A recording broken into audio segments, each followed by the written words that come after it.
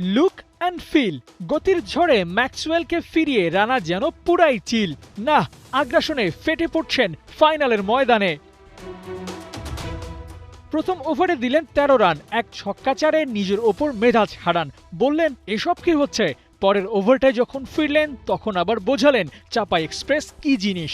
Maxwell খেলতে চাইলেন পুল, আর সেটাই যেন ছিল মহাভুল। রানার গতির ফাঁদ ছিল ওত পেতে অজি গ্রেটকে আউট করে স্বস্তি ফিরিয়েছেন দলে। পেশোয়ার যা চেয়েছে সেটাই যেন রানা ডেলিভার করেছে। নিজের তৃতীয় ওভারে রানা যেন আরো ভয়ঙ্কর, দিলেন না কোনো রান। মেইডেন নিয়ে হায়দ্রাবাদ কিংসম্যানের কোমরের বাকি অংশটা ভাঙলেন হুনাইন শাহর উইকেট নিয়ে।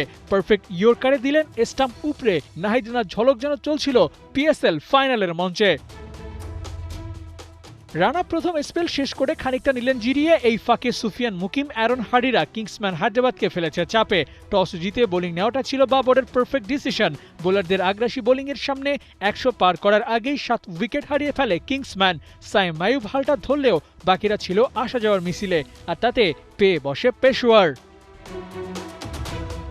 তৃতীয় উইকেটটাও পেয়ে যেতে পারতেন, আম্পায়ারও তুলেছিলেন আঙুল। সে যাত্রায় রিভিউ নিয়ে বেঁচে ফেরেন সাইম আইয়ুব। তবে রানা নিজের সেরাটা ঠিকই ডেলিভার করেছেন। স্পেল শেষে নামের পাশে এক মেইডেনের সাথে ছিল জোড়া উইকেট। শুরুর দিকে রানের চাকাটা হায়দ্রাবাদ ঠিক রাখলেও উইকেট না থাকায় পায়নি বড় রানের সংগ্রহ। ফাইনালে রং খানিকটা ঠিকই হারিয়েছে রানের হিসেব কষলে। তবে নজর কেড়েছে নাহিদ মুকিমদের বোলিং। ঢাকা থেকে উড়ে গিয়ে প্রতিপক্ষকে স্রেফ উড়িয়েই দিলেন নাহিদ রানা। ওর দল যেন স্যাটিসফাইড, যা চেয়েছেন সেটাই পেয়েছেন from Chapai express. Abu Naim, ৭১।